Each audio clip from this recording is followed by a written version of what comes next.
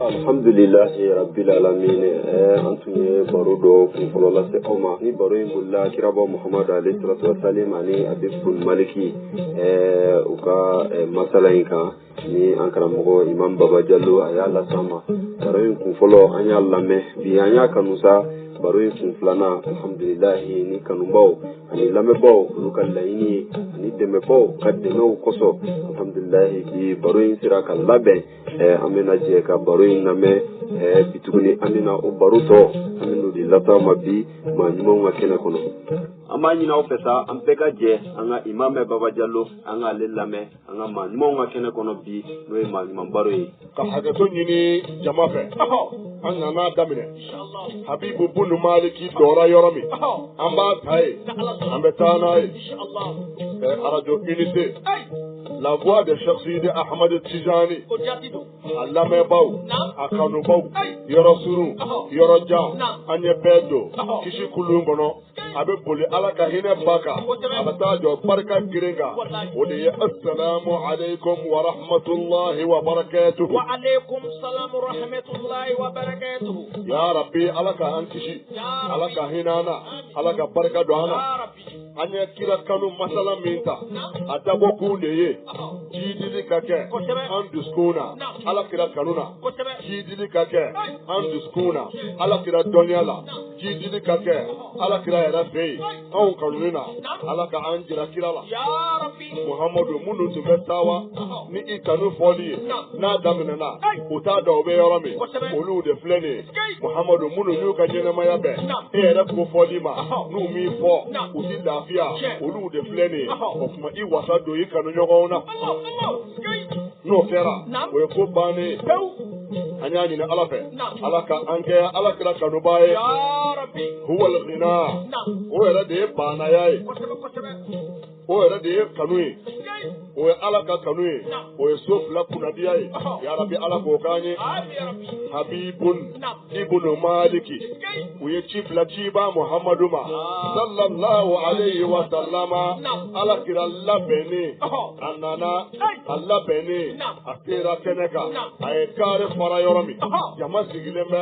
benye benembe yoromi ma alakira bora o kare pe abena maunya sura kiraka kolo munun kuruledo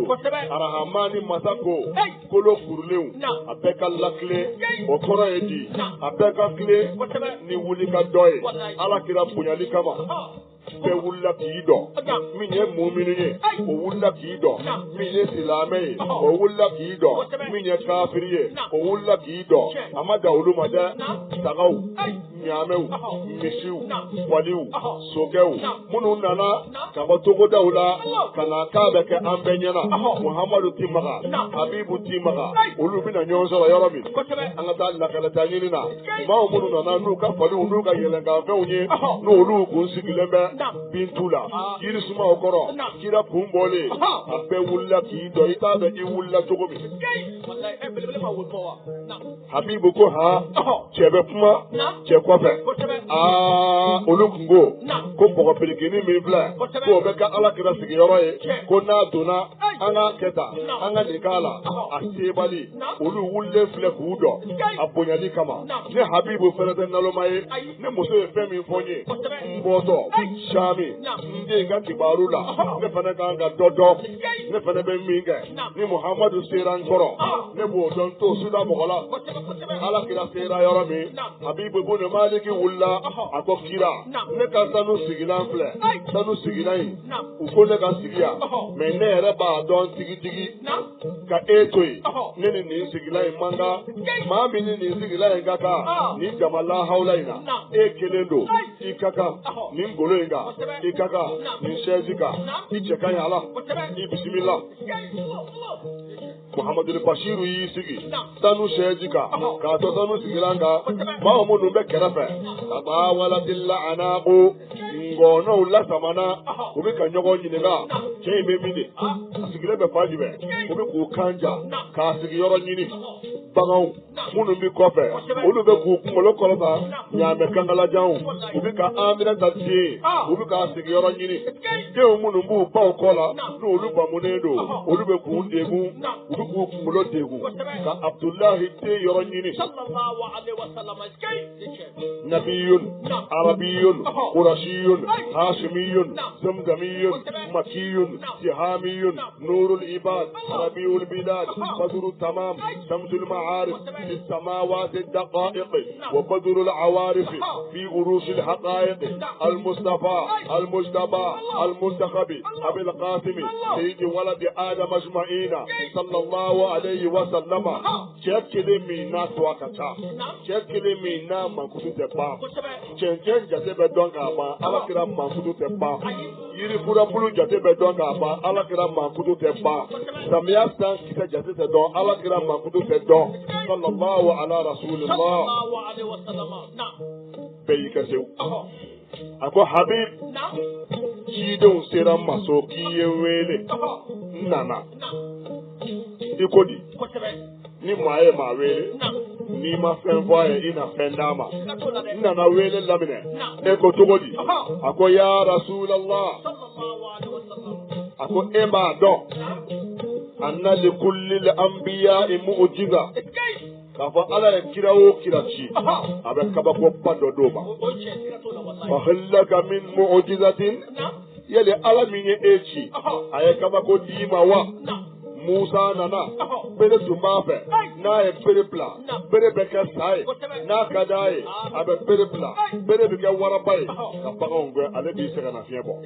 n'a sɛgɛnna taama la sen bɛ bɔ bere la Musa b'i sigi a kan a b'i boli n'a ye i ko limousine ni kɔngɔ ye Musa minɛ a bɛ bere turu duguma yiriden bɛ bɔ a la a b'o dun ni minɔgɔ ye Musa minɛ a bɛ bere turu duguma ji bɛ poyi ka bɔ a la ji senfulu ji dimima a b'o min Musa ni tile guana a bɛ bere turu yiri furabulu bɛ bɔ bere la tile kana sɔrɔ bolo b'a bolo n'a ye bolo sɔɔri duloki kɔrɔ n'a y'a labɔ maa 70,000 o si tɛ se ka yeeli kɛ lumière bonya fɛ n'a ye bere ci farakuru jalan kan baji orobinɛ bɛ bɔ a la orobinɛ 12 maaw bi min a la n'a ye bere ci ba kan siraba 12 bɛ bɔ a la Musa tun b'o kɛ Burahima tun ye kira ye ala ye kabako dɔ d'a ma Isa tun ye kira ye a tun bɛ su lakunu Isa tun bɛ su kunu o de kama Isa tile la a ka mɔgɔw ko ni kira don k'a bɛ maa minnu su lakunu k'olu sasuma de ma mɛn parce que n'a bɛ su kunu minnu sara a mɛnna a tɛ se k'olu lakunu u y'o manamanakan fɔ u taara Isa bara a ko n'a ka d'aw ye an ka taa Adama kaburu la yɔrɔ o sasuma mɛnna u ko anw tɛ Adama kaburu sɔrɔ nka anw kɔni bɛ dɔ dɔn o fana sasuma mɛnna o ye nabi Nuhu denkɛ ye u b'a fɔ o ma ko Ham u taara kitabu dɔ b'i ma ko Sam u sera Sama kaburu la nabi Isa ye bere bɔ a ye bere da Sama kaburu kan a ko ya Sama ya Nuhu denkɛ Sama kom e ka ɲɛnɛmaya bi izinilahi ni ala ka jɛ ye kaburu pɛrɛnna Sama wulila k'i sigi kunsigi jɛlen bɛ i ko kɔɔri mugu a ye buguri furan ka bɔ a kunsigi la a ko jɔnni ye ne lakunu ka bɔ ne ka nin sunɔgɔ duba in na ya ala ka kira i bɛ mun ɲini yan a ko n nana de n b'i lakunu ninnu ka jɔ a la k'a fɔ ala ye ne ka kira ye ko n bɛ suw lakunu o ko e de sa tuma mɛnna ɔ an b'i ɲininka e sara ani bi cɛ san joli don a ko ne dalen bɛ dugumakolo jukɔrɔ a bɛ san 3,000 sanfɛ a ka tɛ ni san 3,000 ye kitabu dɔ ko a bɛ san 4,000 sanfɛ a ko ɔhɔn dɔ y'i kanto ko Sam min ye anw dabali ban e bɛ faatu tuma min i tun si jɛlen tɛ e ko o tile kun tɛ si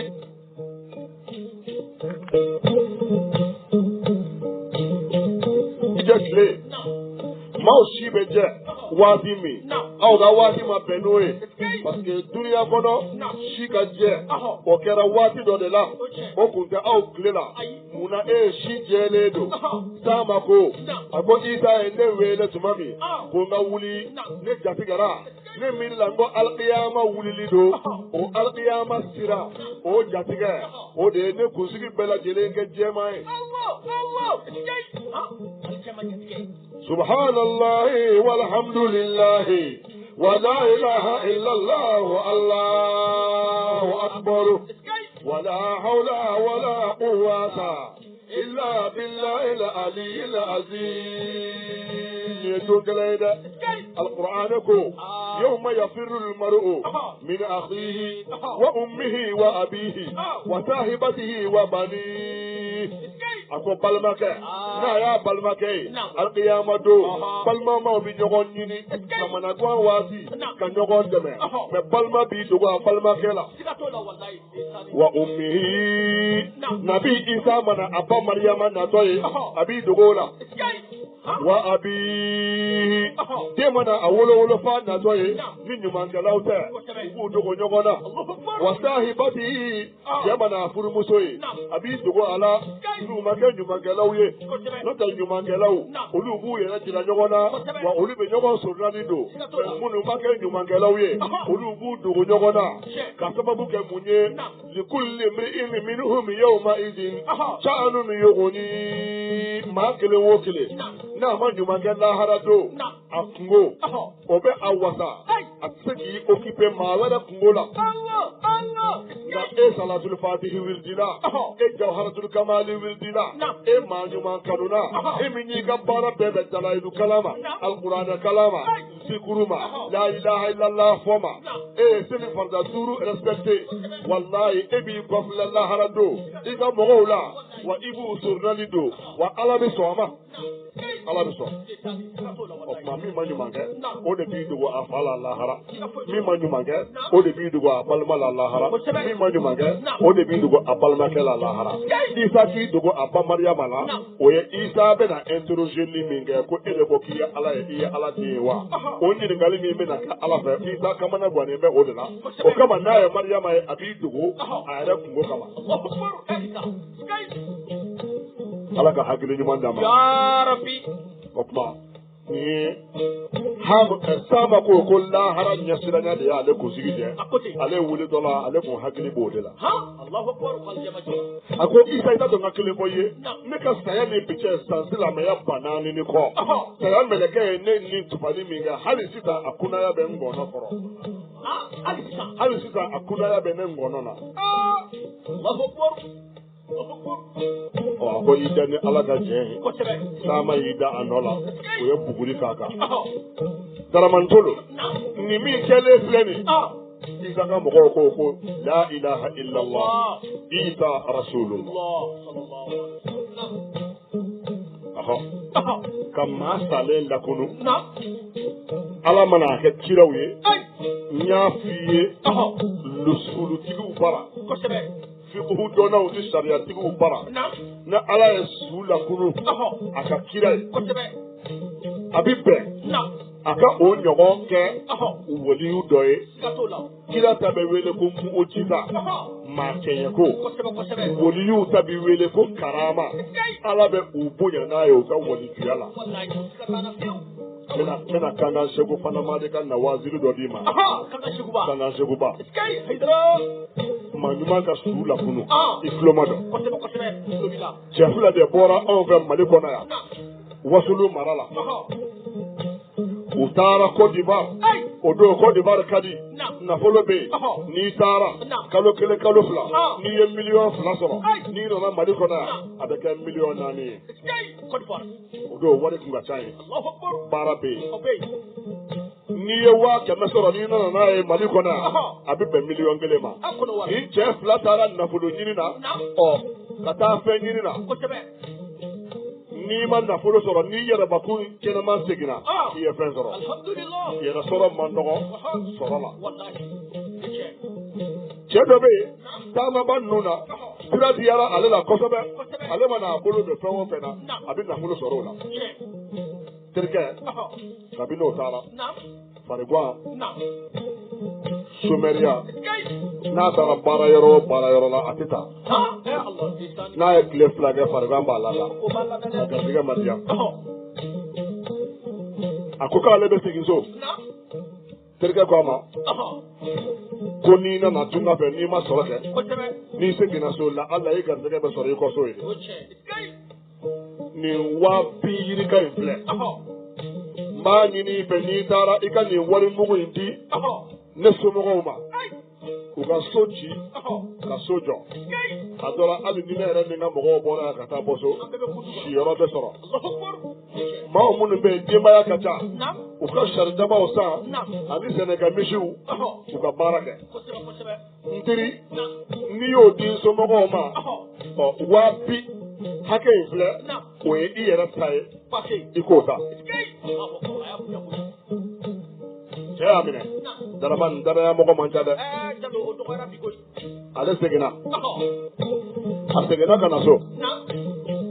a taara foli kɛ a taama ɲɔgɔn ka denbaya la ko anw den karisa don k'a bɛ yen ko baasi foyi t'a la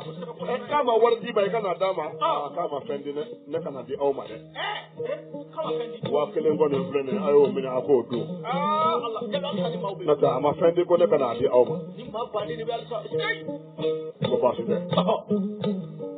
cɛ taara ka taa misiw san ka sɛnɛkɛturaw san ka sariw san a yɛrɛ ka so ka t'o labɛn ala y'a kɛ ale fatura tiɲɛ don dɛ Abdoulaye ka fɔ ala ma hinɛ la a ye nin kuma in fɔ a ka dɔnkili kɔnɔ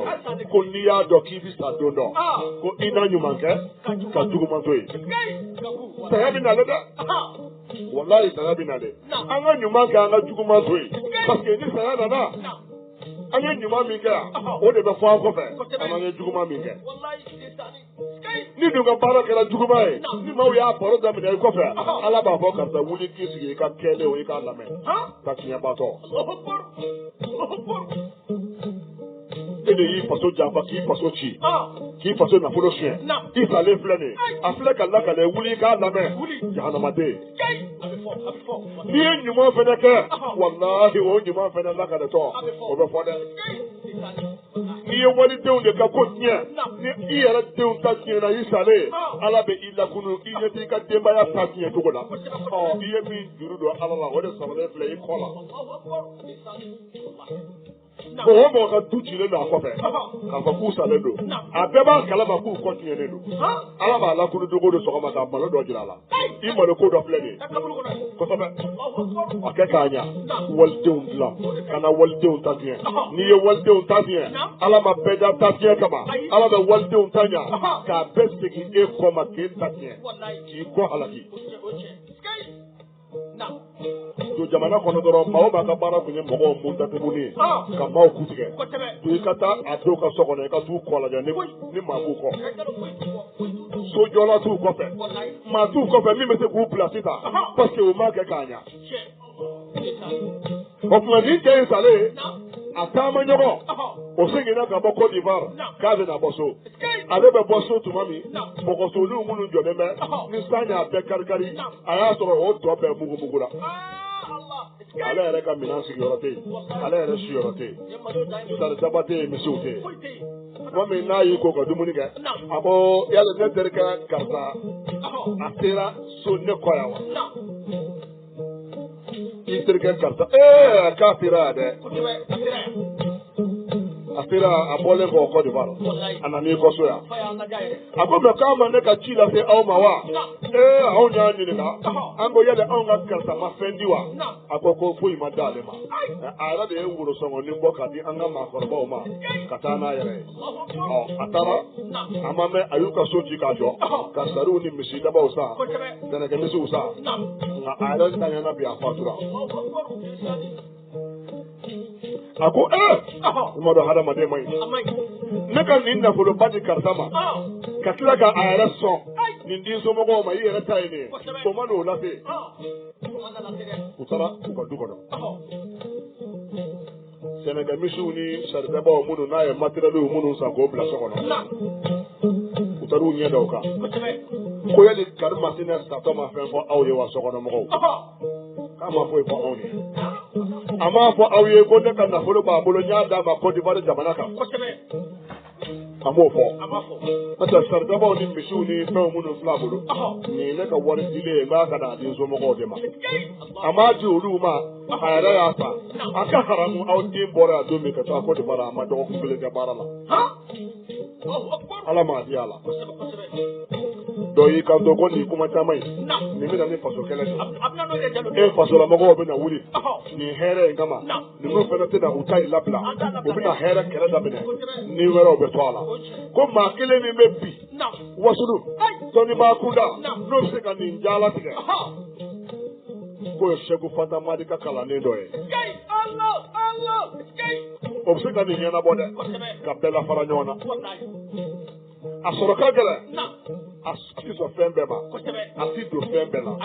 ada ma de imanga do fembe la ko mo go yera ka do ela de karzawa o ti do fembe la de tanabe ola de o ti do ko chama na de o ti so fen chama ma de ko mo go do ina ina tanate ela ka ma ga ko na de kene mo go ye ka be ka sa we o ta ala ma de ai ina so fen do ba fango ka keina ti so ni ma ko ka do ina ma mi na no sera kolondure he usira ma yoro bi o ya la kala e ako ba site fitne nya sira nya kama ne bita aw bo nyona aw ba kaburu yoro do min zara aw ko ba kaburu do usara se kaburu la Allahu akbar jebe baro mun ga yo baro ka kala ka barara ay ismullahi la azamuka anya me ankara mako da so makoya ala dugule to ko fumbe ma do bolo makoya ni ma sara ta sora aw ma fo sigi nyogo nye ba sara na ya wele kana ada ala dugule to ko sebe walaka ka ko ka ke fle kura kono abi do suka abi suko na e suko na e sube kunu Allah o tu be ba manyare ya ba manyare tunanye de le kante e ma dugule o me ni kuma en ko do me na e sula kunu ale yɛrɛ min ye su kunu ale bɛ bɔ so fan wɛrɛ fɛ min tɛ da ye o tun bɛ Bamakɔ yan a ma fɔ k'a tun b'a kɛ ni Baba Jalo tɔgɔ ye a b'a kɛ ni min tɔgɔ ye o de ye su lakunuba ye o tuma a fɔ ko ala tɛ se taa ayi o fɔ sa kɛ i b'i jɔ n'o kungo ye o tun bɛ Bamakɔ yan Mali Bamakɔ yan ni maa sara ka sɔrɔ a ma lakale yɔrɔw la a tun b'a lawuli dɔ bɛ na fɔ ko mɛ k'a yɛrɛ ma faatu sa wa o n'o ye kuma kelen ye wa taju uluhuratu wala ta'kul bisadiha kɔngɔ bɛ hɔrɔnmuso faga nka a t'a yɛrɛ si min Isa tun bɛ su kɔnɔ Isa yɛrɛ bɛ sa o Isa masa fɔlɔ mais Isa bɛ sa sallallahu alayhi wa sallam o tuma ka kumaw lagosi o ni dalu t'a la o tɛ kelen ye u sera kaburu dɔ la ni cɛ y'a ka baaraw kɛ ka ban a ye bere da kaburu kan ka ala wele ni ismulla azamu ye kaburu pɛrɛnna su wulila k'i sigi ka yɔrɔ filɛ Kolondu de k'a ma k'i bɛ karisa dɔn a ko nin ye ne taama ɲɔgɔn ye an taamana ka taa bayazi la Côte d'Ivoire jamana kan sira diyara a la kosɛbɛ a ye fɛn sɔrɔ sira ma diya ne na ne ma baara sɔrɔ ne ma fɛn sɔrɔ ne yɛrɛ segin so n segintɔ so ne ka somɔgɔ sama ni de y'o musakaw di ne ma nka ne ye kojugu k'a la a ye nafolo mugu di yan ko ni nana n k'a da a fa n'a ba ma u ka misiw san ka saridabaw san ka so ci k'a jɔ ne m'o kɛ sɛtaane ye ne nɛgɛ ne y'o wari kɛ n ta ye ja ne si tɔ ni man ca a k'a dɔn n denw ne somɔgɔw kabini ne fatura ne bɛ mɛlɛkɛw bolo lajaba la ko n ye wari kɛ n ta ye ni bi tɛ ne ma lajaba sɔrɔ lajaba ma wuli ka bɔ ne kan ni bi tɛ n bɛ min gɛlɛya ne taara ka min to n ta ye min ye o n ta tɛ min ye o a y'a bɛɛ to a bolo a y'i da nɔ la u bɛ buguri k'a kan u bɛ ka yafa deli ɲɔgɔn fɛ an de binnaw kan a ye yafa ma an de binnaw kan a ye yafa ma an de jo t'a la a ye yafa ma u bɛ kuma la u bɛ ka bɔ kaburu dɔ da fɛ sotigi fila so jɛman paspas belebele o fila bɔra tilebi yan fan fɛ o ni vitesse de kana waso u ko hey salamu alaikum a y'aw dɔn anw bɛ mɔgɔ dɔ de ɲini aw cɛla yan ko Kolondure a bɛ yan wa k'a filɛ nin ye ala ko karamɔgɔ kankan seguba o de ye anw ci ka bɔ kankan sirifu ka sirifu alakira mɔden kutubu ka kutubu ale de ye anw bila k'an ka n'a fɔ aw ye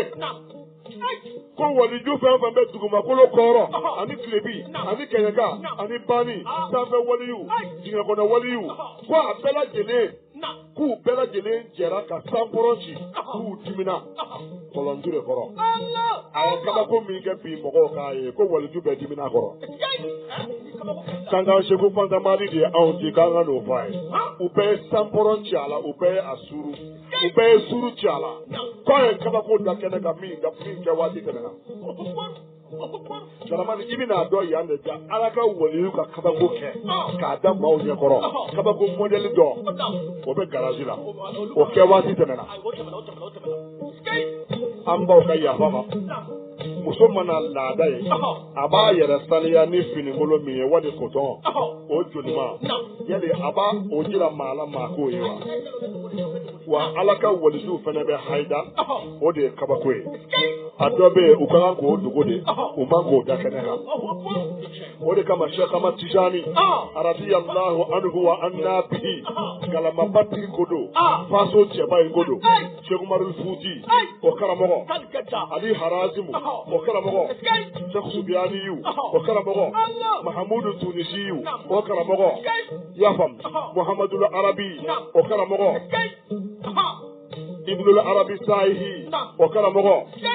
Muhammadul Ghadi o karamɔgɔ Sheikh Ibrahim Anyas o karamɔgɔ Sheikh Sukairas o karamɔgɔ Alhaji Malikisi o karamɔgɔ waliju baba Sheikh Ahmad Tijani o de kama ale ko a ka kalandenw ma ko ka kabako dogo parce que a bɛ se yɔrɔ dɔ la fɛn dɔ bɛna don i la ko yaada n'o nana a la o ye tiɲɛni kɛ dɔ ye i y'a faamu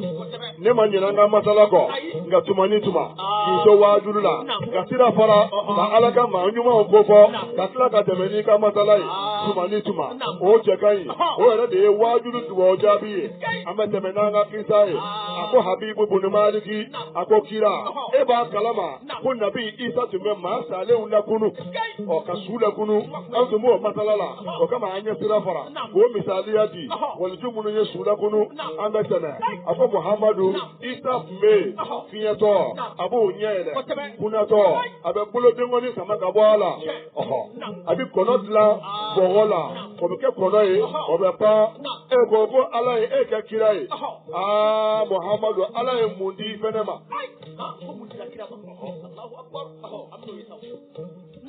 a ko Habibu a bɔ i da ni e sera k'a bɔ i da k'a fɔ ko ne ka nin kabako in de kɛ ani nin kabako in kuma tɛ yen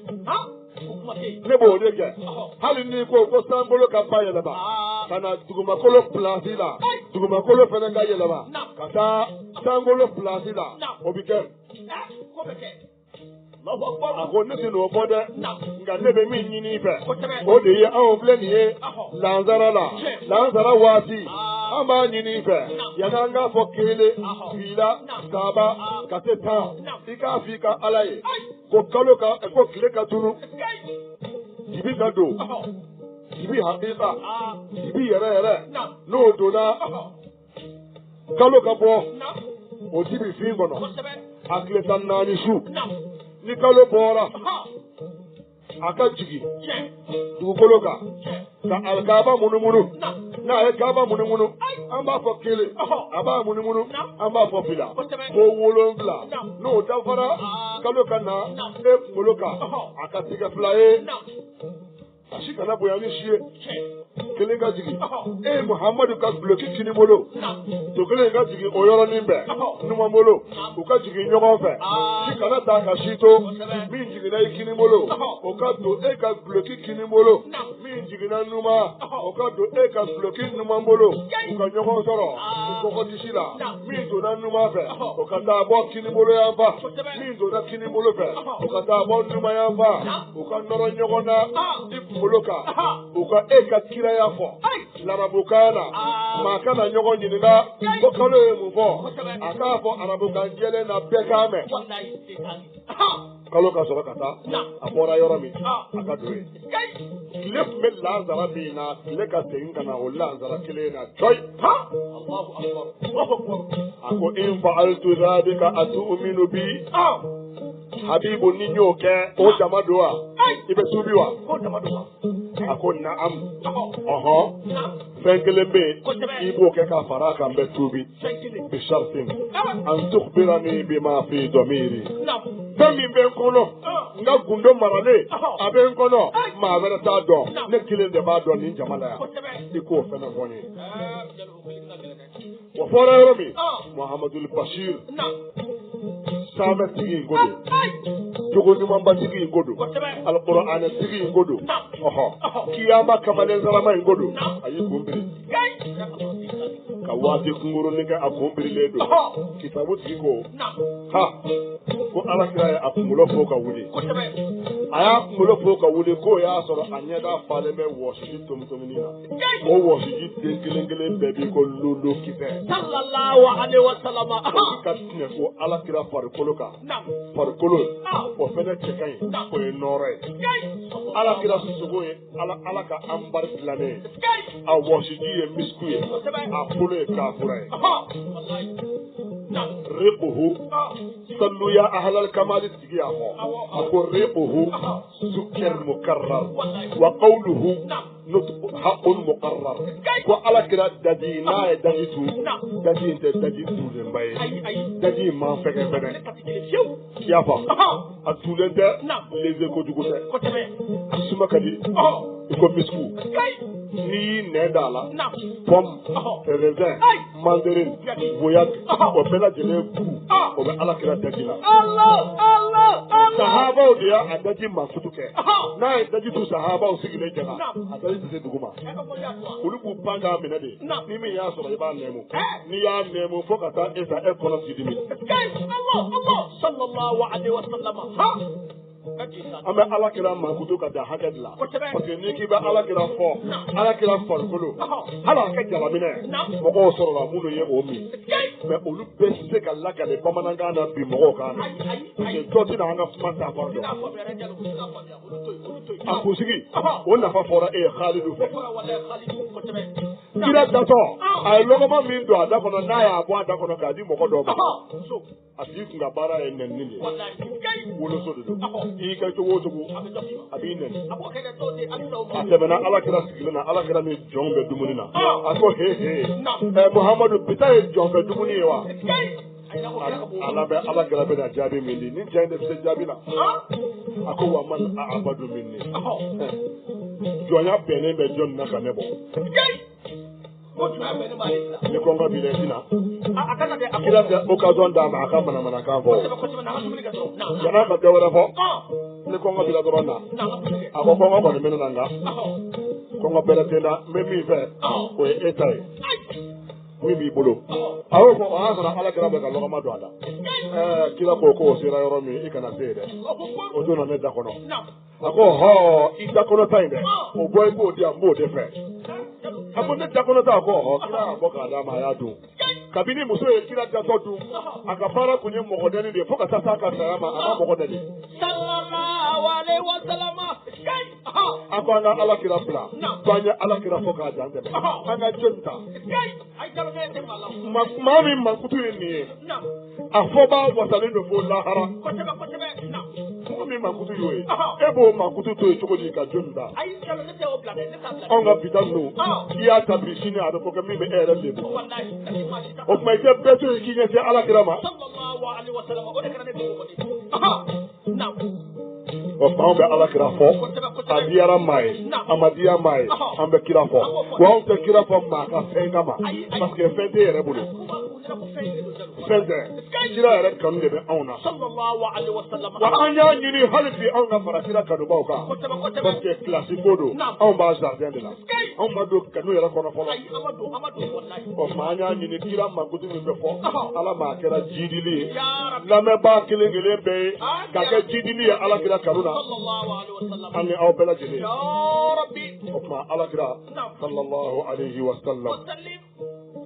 a wulila hamza ko n bina n balimakɛ n den ɲuman kana taa yɔrɔ si fɛn min fɔra i bɛ se k'a kɛ wa n'i bɛ se a fɔ n'i tɛ se n den kana maloya e bɛ bɔ yan i ɲumanama bɛ taa ne hamza bɛ muru ta n bɛ n disi da sɔrɔdasi 40,000 disi la n bɛ sa yan nka walayi yanni n ka sa n bɛ caman bila lahara kan e kɔni tɛ malo ni sisan a fɔ a ko n bina a ma se muruta ma bi tɛ muruta don ye bi ye yawmul fathi Allah kibari ala ka dayɛlɛli don maa minnu bɛ jɛ ka don diinɛ kɔnɔ bi o don ma deli ka kɛ silamɛya kɔnɔ fɔlɔ k'o jama jɛra ka don diinɛ kɔnɔ maa ba yiri kan ka jɛ ka kalimatu shahada fɔ bina kɛ o bɛ kɛ bi a ma se muru tali ma muru don muru ka baara tɛ yen muru don muru ka baara tɛ yan an ba Kadija ko kira ma fɛn dɔ bɛ yen e t'o kalama n b'o f'i ye faama min nalen filɛ nin ye ko Habibu a bɛ campagne kɛ tuma min ka masaya ɲini ne Kadija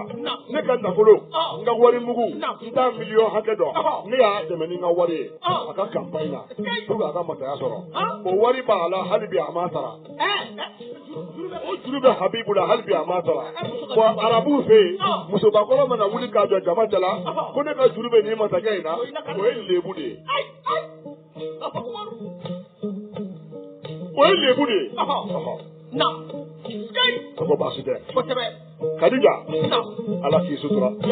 i ye ɲuman min kɛ ne ye ani i ye bonya min kɛ n ye ani i ye ŋaniya ɲuman min ta ka ne Muhamadu sɛgɛrɛ ala ka a ŋaniya ɲuman segin i denw ma an karamɔgɔ fo de sedu tun bɛ nin fɔ ko n'a fɔra ko ala ka bɛɛ sara i diinɛ ni ŋaniya la bɛɛ kana amina fɔ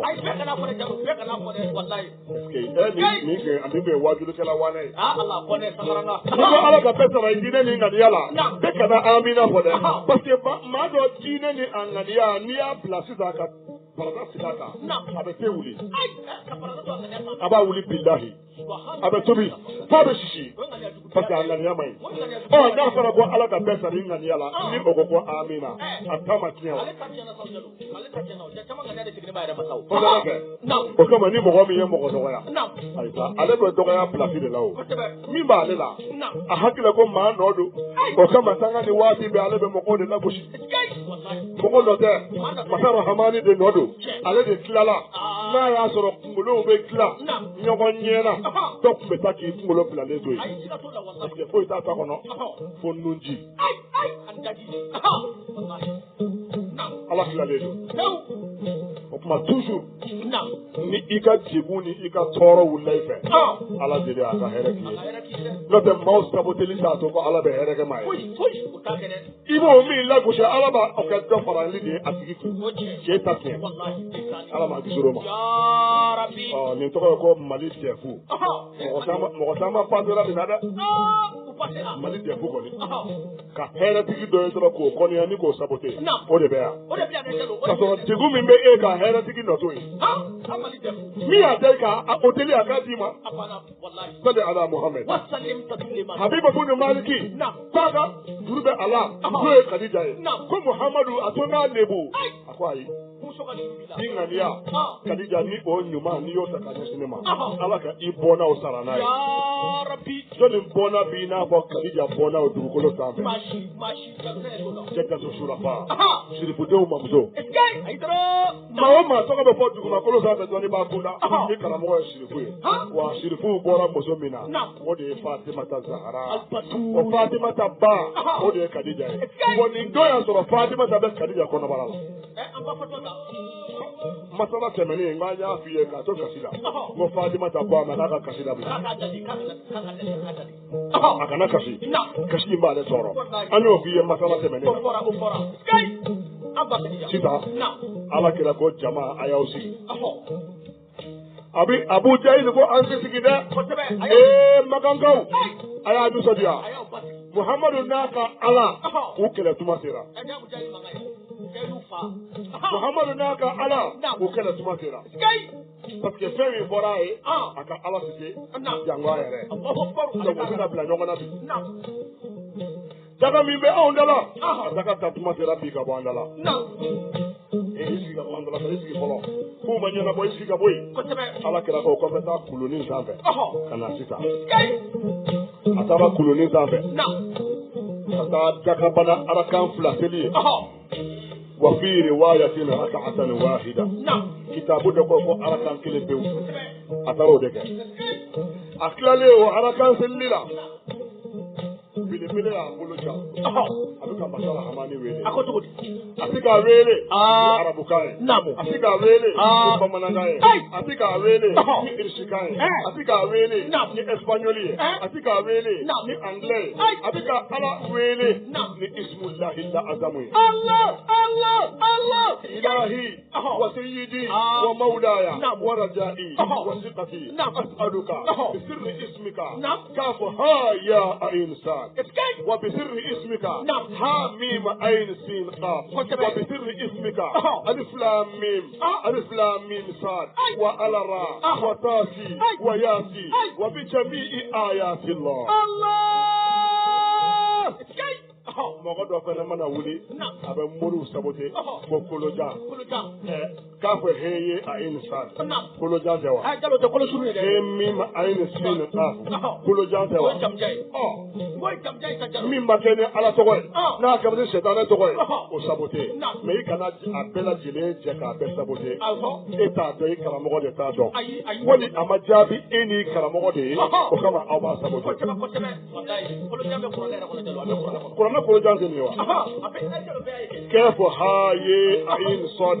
ha mim ayin sin qaf bɛɛ kolojanw de ye a bɛɛ ta yɔrɔ dɔnnen don a nɔnburu dɔnnen don baara min bɛ kɛ n'a ye ɲɛ tugu ni ɲɛ yɛlɛ o dɔnnen don o tuma e t'a dɔn o kɔrɔ tɛ k'i k'a lagosi n'i kɔnna ka lagosili kɛ n'i nana faamuyali kɛ kɔfɛ i bɛ malo dɛ ala ma kisi o ma k'i b'a tora ala wele la seconde Jibril jiginna k'i jɔ a droite la a y'a kɛrɛ filɛ yɔrɔ min parce que kira bɛ ala wele kɛ waati min a y'a sɔrɔ kira t'a yɛrɛ kalama a cɛsirilen bɛ k'a ɲɛsin damakasi masa in ma a bɔra a yɛrɛ kalama tuma min n'a y'a kini bila a y'a balimakɛ Jibril jɔlen Jibril ko a ma ala ka kira ne tɛ dɛ arahamani masa ye n bila ka jigin ko n ka n'a f'i ye fɔlɔ kiniw la ko ni n kumana ka sɔrɔ n ma foli kɛ k'a bɛ n bɔ baara la Muhammad ko ala ko n k'a f'i ye tuguni k'i kɛ pewu ko nin ko bannen don ka ban yanni i fa Adama ka dan nin latigɛra ala fɛ san 40,000 a ka fɔ an fa Adama ala kira y'o kɔrɔ fɔ an ye o a ko law kuntu ibna Adama suratan fali fihi ma'nan shahidun bi abuwati a ko n'a fɔra ko an fa Adama an bɛɛ bɛ jɛ k'o fɔ kɔrɔ bɛ ne Muhamadu ka faya la parce que n farikolo bɔgɔ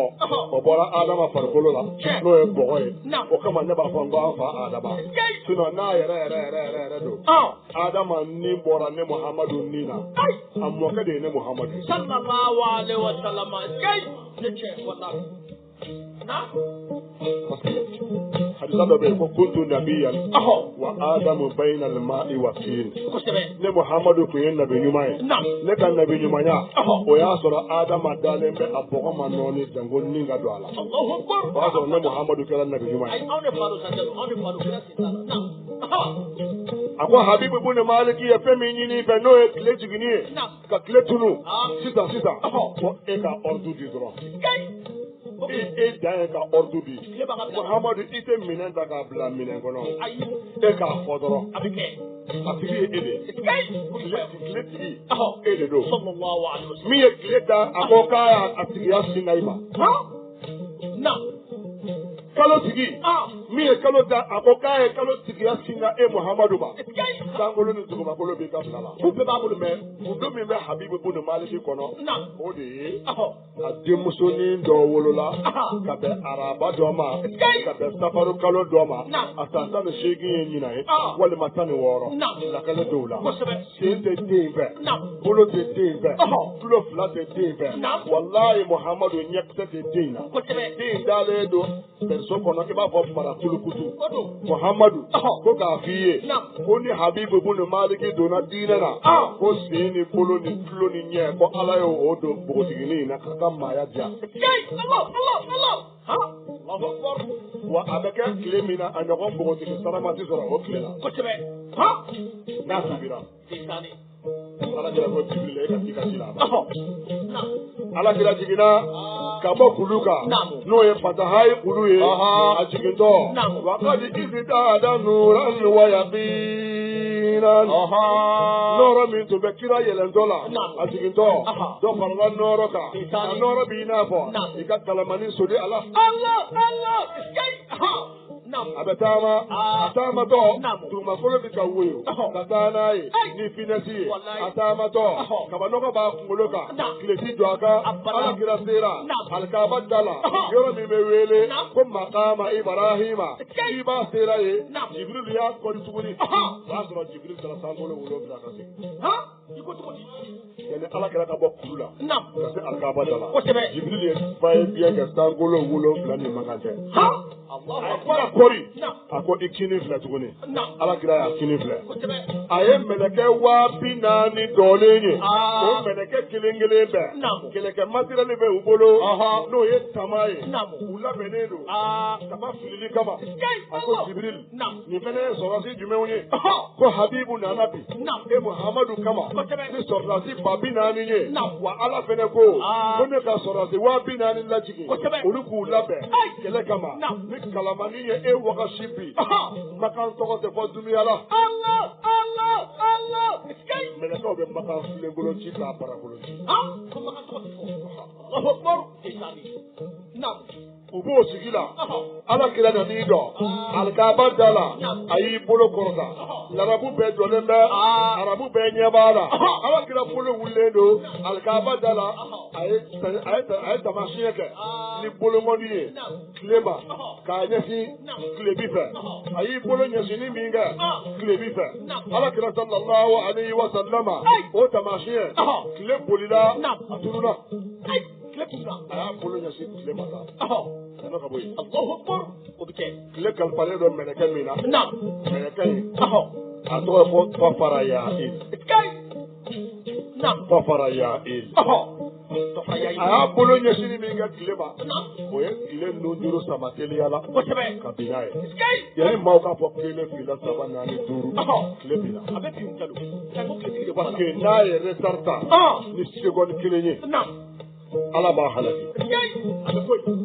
ma fi ngo ala ye meleke do bla subhanallah follow o meleke o be ilikuma subhanallah fogama ko para be be ne be subhanallah folima meleke do ye retarta subhanallah fola ala o meleke kama kari ka siri ka ta fili ka fu kudu ko be Allahu akbar solo Sayyidina Hasan ka bangeli o kado ala ya fara o meleke ma Hasan bangeli Sayyidina Hasan bangene o ka patam o kado ala ya fara o meleke ma Allahu akbar lajaba do dira meleke do fene ma ka ta lajaba inge ermi dira ma asumayara ni segoni ala o meleke fene kama flakari ka to mi nyokona ka fili ka fo kulu ko fe koro fe Allahu akbar Sayyidina Husaini bangene o patam ala o fene ka patam kado ke aya fara o meleke fene Allah kira model sallallahu alaihi wa alihi wa sallam bitabe Habibu bunu Maliki doleme bibi dona kado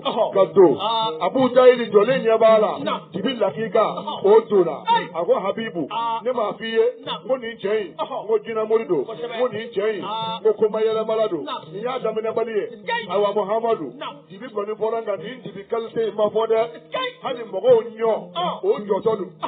ni na kilu bi kaja Abu Jahl mangadowa. Ako ni ma fi ye min kɛ ala kira ko jɔ ne bi ka e de kɔnɔ e yɛrɛ k'a fɔ ko jɔn bɔ ala Abu Jahl fa a ko yaa Baduru kalo tile 14 i bɛ yɔrɔ min e de b'i yɛrɛ yɔrɔ dɔn ne y'i wele i ka na ana lezi ne Muhamadu de ye kira ye iktasayta min nurihi e Baduru i ye nɔɔrɔ sɔrɔ ni kira min nɔɔrɔ ye ne don o tuma nɔɔrɔ ta yɔrɔ o de bɛ k'i wele kalo i bɛ mun kɔnɔ kalo poyira taro kutu rɔnkɛdan a bɛ ka jigin duguma a bɛ ka dɔgɔya a bɛ ka jigin duguma a bɛ ka yɛrɛ yɛrɛ u ye ɲininkali kɛ ko kalo tun bɛ ka yɛrɛ yɛrɛ jumɛn kɛ a yɛrɛ yɛrɛ kun ti dɔwɛrɛ ye ni fɛn min fɔra a ye k'a k'o kɛ n'a sumayara ala kana na kalo yɛrɛ halaki kalo Allahu akbar a ka yɛrɛ yɛrɛ kun ti kalo jiginna alikaba bili kan a ye alikaba munumunu kelen k'a munumunu fila k'a munumunu saba k'a munumunu tawafu kɛra siɲɛ 7 kalo bɔra alikaba kɛrɛfɛ ka n'i jɔ ala kira kunkolo kɛrɛfɛ sallallahu alaihi wa sallama Makanka bɛɛ ɲɛ b'a la bɛɛ jɔlen bɛ k'a yɔrɔ in ma filɛ a don mɔgɔw minnu jɔlen bɛ kɛnɛ kan ka Muhamadu lajɛ ala kira bi alikaba kɛrɛfɛ bɛɛ ɲɛ b'a la i ko sidima kalo sigira 2 ye kira kunkolo sanfɛ kelen jiginna kini kelen jiginna numa kelen donna duloki kini bolo ka taa bɔ numa o yɔrɔnin kelen to kelen fana donna numa ka taa bɔ kini o yɔrɔnin kelen ɲɔgɔn fɛ même seconde u bɔra ka taa jɔ kira kunkolo kan ka kala ɲɔgɔn na tugu Allahu akbar a kalalen kɔfɛ ɲɔgɔn na kalo y'i kanto larabukan na a ko la ilaha illallah Muhammadu rasulullah sallallahu alaihi wa sallam قد أصلح من صدقك ما تنيانا ما من سورة محمد كتنيكو وقد خاب من ما تسينا ما بلن بلن بورا خالفك ما من بناك تقول محمد كو الله كلو ترى يورمي أيلنا أبو يورفي أنا تلو كيلي سيوان كيلي لبويرا le puira kana bila lanzara la awa ko aw nya bala wa ngara be yana de hamza dole be da muru ko sa Allahu akbar Allahu akbar walillahi alhamdu kai hamza mo bi ka fle aba kala be yana amaka ma ko fede ha hiya ayatullah nada ala ma kenya koko kaba ko fle Jibril ko kalo ala ba nyini be ikati ki da kuma Muhammadu ka sen derika kalo jigina ki da ala kira yi sen deraka ayela na kata nola o no de be kalo la ibe fi ma mi nya kalo la do ne ba ko te ko ala kira sen no Allah bon ni Muhammadu sen no de to ni be ko kapsa de kira ni o no do ayi talu to ma do ne ina ma tira sa mi ka fo kira wala ba be kira ka premier ayi ne to ma do wa kira premier de jano sabando sila mete sabando do ako duguma kolo sanfɛ u ye cɛbaw kangaraw ŋanaw bajow yɛrɛwolow kirikiw u y'u jate duguma kolo sanfɛ olu ka dɔnni kɔnɔna na ko cɛ 100 kabi diɲɛ dana min ɲɔgɔn na ko cɛ 100 do ye sabando ye silamɛw a y'a lamɛn a b'a dɔn sabankɛ ye maa min kɛ numéro 1 wa number 1 premier dankelenw na premier belebelew la premier kirikiw la ɲɔgɔnjɛbali rasulul islam muhammadu rasulullah tanuma alakira tanuba tanuba bonye de bonye bo bonye man nabi nyuambo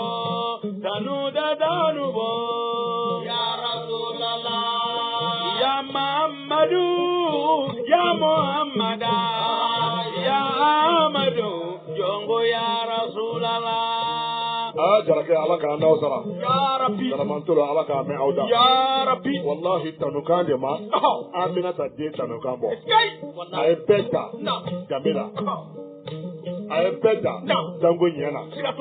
ka tila ka bɛɛ ta jogo ɲuman ya sallallahu alaihi wasallam danbe la dɔ la jogo ɲuman tɛ jiko ɲuman bɛ dɔ la danbe b'a la a ma bɛɛ da cɛɲa la a bɛɛ farala ɲɔgɔn kan dugumakolo fɛn ɲuman ɲuman bɛɛ farala ɲɔgɔn kan k'a ɲɛ alakira la ka tila ko kura ka alijinɛ ta tuguni k'o kɛ kado ye k'a d'a ma a ko n bɛ mun kɛ nin na ala ko minnu y'i kanu k'i b'olu don a la a ko n sɔnna a la ka tila ka jahanɛmɛ ta tuguni k'o d'a ma kado a ko n bɛ mun fɔ jahanɛmɛ ye ala ko k'o bɛ ne yɛrɛ bolo yan min y'i kɔniya n b'o don la ka tila ka kunnagoya ta tuguni a ko nin bɛ ne minɛ ala kɛra ko n bɛ mun fɔ kunnagoya ye ne ye kiraw ka kira de ye a ko maa min banna ka tugu i kɔ o kunna b'i goya ala m'an tugura ala kɛra la ala k'an balo a kanu la k'an fa to a kanu yanni ala kɛra ka segin ka na habibu bunu maliki ni jama sɛgɛrɛ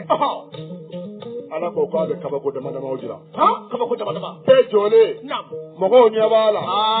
ntubani n'o ye kungo kɔnɔ ntubani ye ntubani bolila ka n'i jɔ jama kunna a ti ka taa ɲɛfɛ a ti ka taa kɔfɛ a jɔlen bɛ fiɲɛ na mɔgɔw y'u kunkolo kɔrɔta kabakoya kama u bɛ k'a jira ɲɔgɔn na k'aw ka nin ntubani in lajɛ a jɔcogo lajɛ a ti ka taa a jɔlen bɛ tayi yɔrɔ kelen nin ye kabako ye ntubani y'i kanto a ko fɛn min ye kabako ye ka tɛmɛ nin kan a y'o lamɛn ashhadu an la ilaha illallah wa ashhadu anna muhammadan rasulullah sallallahu alayhi wa sallam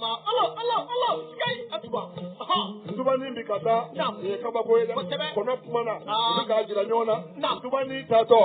bɛɛ kan janen bɛ sanfɛla filɛli kama u bɛ ka ntubani filɛ mɔgɔw jɔlen u balila ka surukumuso jɔlen ye u ma suruku bɔ yɔrɔ dɔn u t'a bɔ fan dɔn u balila ka suruku jɔlen ye suruku fɛnɛ y'i kanto a ko ashhadu an la ilaha illallah suruku wa ashhadu anna muhammadan rasulullah sallallahu alaihi wa sallam suruku seereyara ni ala ka kelebansiya ye a tilala ka seereya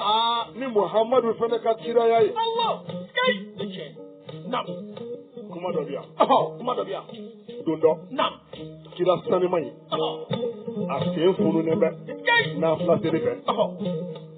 a bɛ wiridi la a bɛ ka ala bato jibril nana fɔ a ye muhammadu yɛrɛ faga kun ye mun ye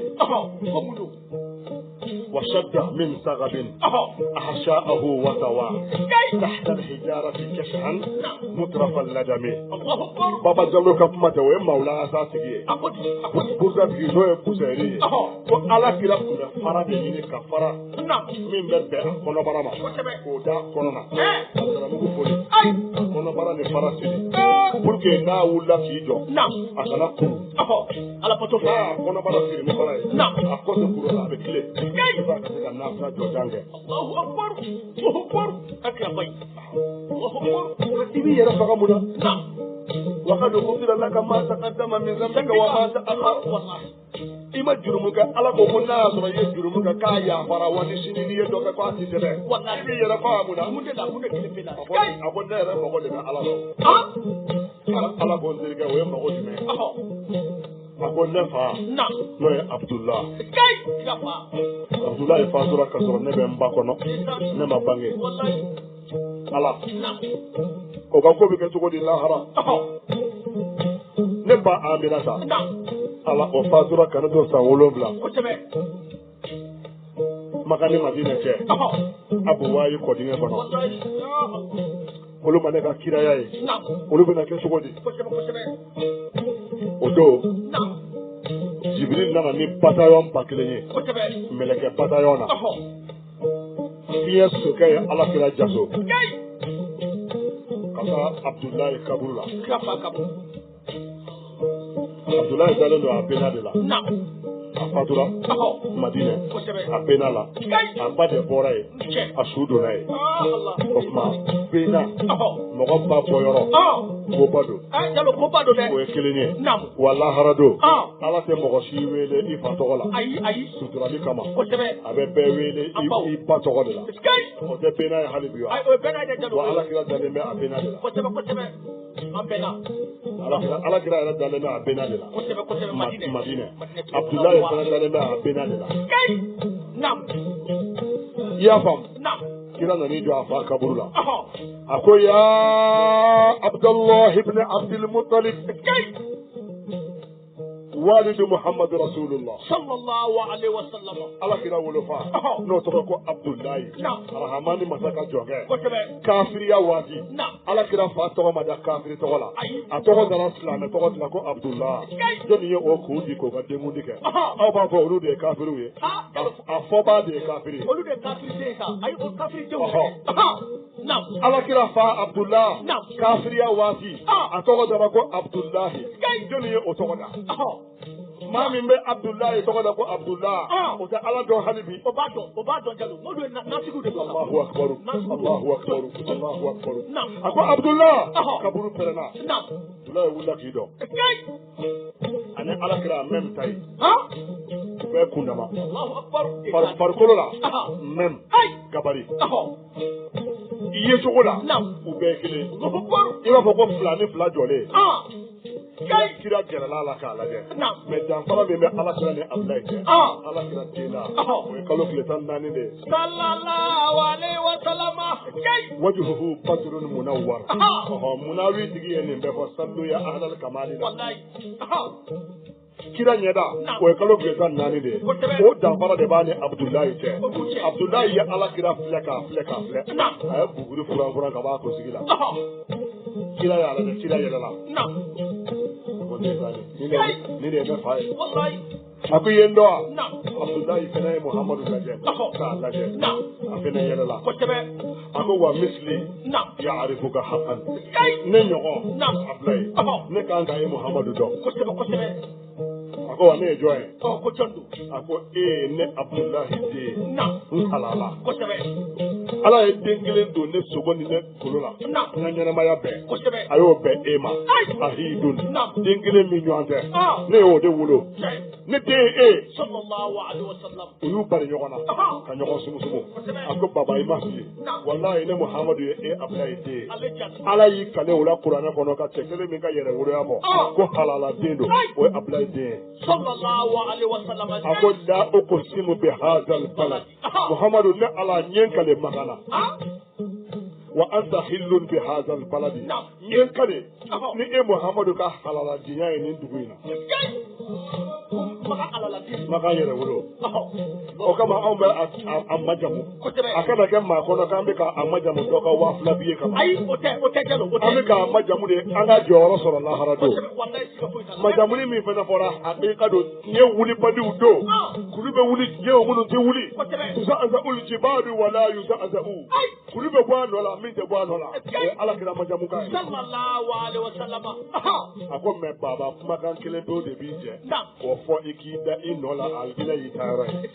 sallallahu alaihi wasallam ako yeji menya ako kiye Muhammadu mi boledo me ibe rasulullah faraka Muhammad ibn Abdullah Rasulullah sallallahu alaihi wasallam o mokele fo ikida iki hakilla tige Abdullah ko ni okera o mabal ne la sabu ki inoro to solola ye fami ye mbado melaka o jigina ka Abdullah defa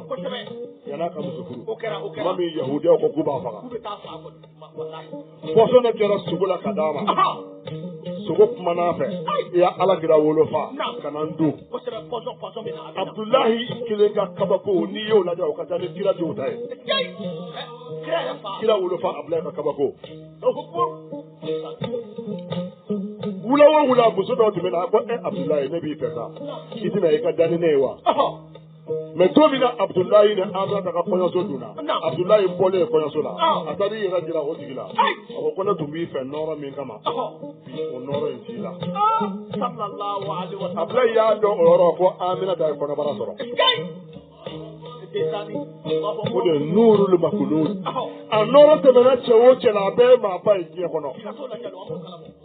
ndela ko fiye wa arajo kono ya kila fa ko ka ta an fa adama ma noro temena chewo chela atilela ini mala te ko pare wa hadibi o salatu kele umbe salatu nurul makulun jaw munun sigiraka ube wasi mena wunyo ko titore Shagmaru kunyo kombe wa. Shagana hamala kila kunyo kombe. Sakama Tijani Kila Kunyo Bewa. Kama Kadri Shilani Kila Kunyo Bewa. Abu Yazid Bustami Kunyo Bewa. On the Sheikh Sidi Barbaki Baru Meseguya. Nyaro Karamo. Akunyo Bewa. Ma ala kira noro ka nyini ka do akato fen kalite min sallallahu alaihi wasallam fen kalite te koy masarra hamani de ni so diara aya tika ka bo ayre ka se ba ya nyenda la ko ke muhammad nga jonge ay ala ko mataje ga ala tede ko ke nga jonge muhammad ala fe manga de so lawo ala fe de ala muhammad of mana kiba fa aduna islamela ki kaburu kono ala kira tara amina ta kaburu la atara amina ta lakunu mina ta nya dara muhammadul aminika muhammadul bashiruka muhammadul naziruka muhammadul sirajuka muhammadul muniruka aya dara akashira ki parala akonde ne mu fi ne ma bango wadi bele bele sigile me ke ma kono ko tebe ababeta bi to be ne be ko fe wallahi akoba yendo e ma fi ma de te fi ma wallahi e ne kono ta kalo kono to mba Muhammadu nana la tɔgɔ kura b'a la mi bɛɛ k'o fɔ i k'i ka kaburu kɔnɔ o ye jumɛn a fɔ dɔrɔn ko Muhammadu bin Abdullahi Rasulullah Abdullahi den de Amina ka den Muhammadu ala ka kira don o fɔ i k'i ka kaburu kɔnɔ aljinɛ ye ma i taayɔrɔ ye aljinɛ ka haramu ala ka kiraw kan ni ala kira fa n'a ba ma don a la ayi maa si tɛ don jalo wallahi aljinɛ ka haramu ala ka kiraw kan ni Abdullahi ni Amina Mashi jiya wani mashi o kuma alagira suruku kele ka seereya ka kiraya fɔ a ko Habib kɛlɛ na yan ma ɲina o entre parenthèse de kun don a ko Habibu na yan a ko e ko ne ka gundo dɔ fɔ maa wɛrɛ tɛ gundo min dɔn ne ma k'o fɔ jama ye i natɔ i denmuso sunte hatu bɛ i ni muso tun bɛ ka ɲɔgɔn sama sama a nɔfɛ i muso ma sɔn k'a to i bolo sen tɛ den na bolo tɛ den na ɲɛ tɛ den na tulo tɛ den na a tɛ se ka kuma a bɛ san 18 o t'i bolo ye wa o de y'i ka gundo ye i ye karisa faga o min ko k'a b'a furakɛ n'a ma se i ye karisa fɛnɛ faga o min ko k'a b'a furakɛ n'a ma se pour que u kana na bɔ ni sɛgɛrɛ in ye ka taga wɔyɔ i y'u fa ɔ den nisɔndiya Habibu n'i donna Muhammadu diinɛ na sen bolo tulo ɲɛ ala y'a di den ma a ma dan o ma dɛ a bɛ tila ka den kɛ npogotigi sarama ye a tile la a ɲɔgɔn npogotigi sarama tɛ Habibu ko kuma banna ya ahla makkata ayyatuhal kafaratul fajara aw lesogotunaw aw kulominaw makan kafiru ay lamɛ kafiriya o manga silamɛya nale siga siga o manga danganiya yele ayiwa ne ni aw de bɔra Sami an kafiri gurupu an bɛnna min kan ni Muhammadu y'a kɛ ne bɛ tuubi n'a ma se k'a kɛ an b'a lebu wa fɛn min fɔra a y'a kɛ min ɲinina fɛ a y'o fɔ n ye n ka gundo la wa ne ti bɔ yan ka taa kuma wɛrɛ fɔ ne tɛ fila fɔ tu n t'a su k'a nɔ ne bɛ tuubi ka kɛ silamɛ ye ka di kelen ni tuubira min bɛ ɲini n ka jamanadenw fɛ ni min tɛ tuubi i ka bɔ ne ka jamanadenya la ne bɛ tuubi ni tuubira ne bɛ maa min balo n bɛ maa min fɛrɛ bɔ n bɛ maa min sara kalo la aw bɛɛ bɛ tuubi yan o tuma an ka jɛ ka an bolo wuli Habibu n'a ka militɛriw cɛ 40,000 makan falen bɛ a don i ko jakɔnɔni u bɛ y'u bolo kɔrɔta u bɛ ka mun fɔ anw yɛrɛ k'an ta kuraya ashhadu an la ilaha illallah wa ashhadu anna muhammadan rasulullah sallallahu alaihi wa sallam ne tɛ Muhammadu sara sɔrɔ Muhammadu ye ne dusukun nɔrɔ ye o de ye ne ɲɛ nɔrɔ ye o de ye ne ka sababu kunnadiya sababu ye Habibu y'i kɔ don a ko n'a ma bɛn kafiri min ma i k'an sɔrɔ Makan kɔfɛ n'i bɛ taa i n'i ka kɛlɛminɛnw ka taa ni cɛ o cɛ ye Makan binakun sago i ba ye su wolo wa ne tubira n'i ye maa o maa nɛ mankan mɛn Muhammadu nɛni na n b'i bila lahara taara wanzɛn kɔfilɛ Abu Jahil m'a fɔ ko a bɛ tugu a kɔ faama ni kana an ka mɔgɔya tiɲɛ koyi dunankɔni ye mɔgɔ nalen kura de a ye dunankɔniya de kɛ nin ye e n'i ka ko dɔn nin man ka e la tunu dɛ nin man ka e ka diinɛ tunu la dɛ i fa ka taasira nin man k'o tunu e la dɛ a ko hɔɔ ne bɛ k'e de ɲini jama cɛla o a ye gɔngɔli dakabana sigi Abu Jahil kunkolo camancɛ la ka pied don a la a ko e ta tiɲɛna ni ne tugulen kɔ ne ta bɛ tiɲɛ Habibu bunu Maliki a n'a ka jama o ni la ilaha illallah nɔrɔ bɔra Maka ani la ilaha illallah nɔrɔ donna Sham sira diyara a don fadenkɛnɛ diyara Aminata den na Maka jamana taali diyara Habibu bunu Maliki la ani la ilaha illallah nɔrɔ bɛ ka don a ka palais kɔnɔ a nana se escalier ma a bɛ ka yɛlɛ escalier la a bɛ ka yɛlɛ escalier la escalier camancɛ Habibu bunu Maliki sera ye a n'a denmuso bɛnna denmuso min kun ye npogotiginin ye i sen t'a fɛ bolo t'a fɛ tulo t'a fɛ ɲɛ t'a fɛ a bara kulukutulama don a tɛ se ka kuma Habibu ni denmuso bɛnna denmuso masirilen bɛ basiri dan na a farilen bɛ fini ɲɛnamanba la a bɛ ka jigin escalier la denmuso bɛ k'a fɔ la ilaha illallah la ilaha illallah la ilaha illallah la ilaha illallah la ilaha illallah la ilaha illallah la ilaha illallah la ilaha illallah la ilaha illallah la ilaha illallah la ilaha illallah la ilaha illallah la ilaha illallah la ilaha illallah la ilaha illallah la ilaha illallah shagana hamawullah aw hakili bɛ jigin ale la ka cɛw fara ɲɔgɔn kan u gurupu k'u ka la ilaha illallah fɔ a y'a fɔ fo mɔgɔw k'a fɔ ko aw ta laban kɛra fa ye bid'a tɛ dɛ hadisa jɛlen don qulu la ilaha illallah hatta yaqula an-nasu hadha majnun ay la ilaha illallah sɛbɛkɔrɔ fɔ fo mɔgɔw k'a fɔ ko fa wulila la donc ni fa n'a ma fɔ fa wulila la kira ye min fɔ a ma ko ye fɔlɔ ala k'an nafa n'a barika ye ya rabbi npogotiginin bɛ kɛ la ilaha illallah fɔ Habibu ko n den i jɔ dɛ den b'a la o ma Habibu dabali ban bolo b'a la tulo ni ɲɛ b'a la a ma kabakoya o la a ko n den nin ye kumakan kura jumɛn de ye e da den ko baba ne fa t'i ye ni nin kumakan in t'i yɛrɛ bolo i den tɛ ne ye ni nin kumakan in t'i da barisabu e taalen Makan jamana kan ka ne dalen to yan ne sigora cɛ dɔ nana ne ma k'an to sunɔgɔ la cɛ in dɔkun dama o da kɛɲɛnen don a kɔ kurulen tɛ a sisi janen tɛ kurukuru o ti cɛ in na joli fɔn o ti cɛ in na tarani o ti cɛ in na a farilafini dimɔgɔ tɛ sigi o kan jɔn k'a farikolo a ɲɛda nɔrɔ bɔnnen b'o kan a nisɔn ka di cɛ in suma ka di a ko ne ma n den yali e ye ne dɔn wa ne ye cɛ in filɛ k'a daminɛ kunkolo f'a sen ne ko n ko cɛkɔrɔba ne m'i dɔn dɛ a ko wa n den n'i ma ne dɔn ana